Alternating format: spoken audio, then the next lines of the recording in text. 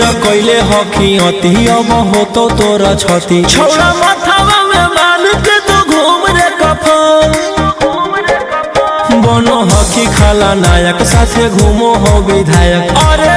जिसे छौड़ा तोर बढ़ा हकमा लेके हथियार करो हकी तू शिकार ढेर बनो हकी रंगदार के भातार पंडित जी से छौड़ा तोर देखलियो पातारा कुंडली में लिखल हो तोर जेल यातारा कुंडली में लिखल हो तोर जेल यातारा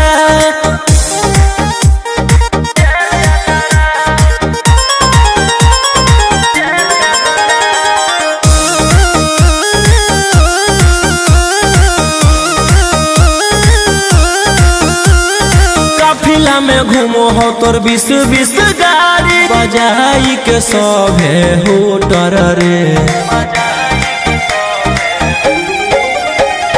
यूपी बिहार झारखंड में हो खौफ मचैले तोरे गैंग के शूटर रे दागी पीतल के दाना छाती डैमेज करो ही सब जिला के थाना तू ही मैनेज करो ही देही न्यूज तोरा हको खतरा कुंडली में लिखल हो तोर जेल यातारा कुंडली में लिखल हो तोर जेल यातारा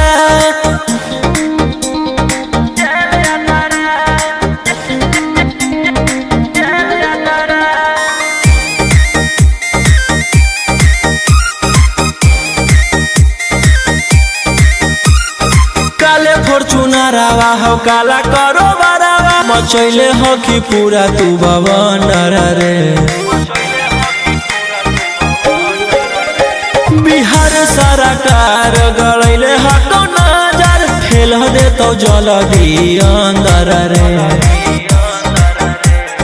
AK-47 लेके छूटा चरो ही मन में आबो हको जे छौड़ा उहे करो ही रौशन रोही आ कराइन के बढ़ैनी मातारा।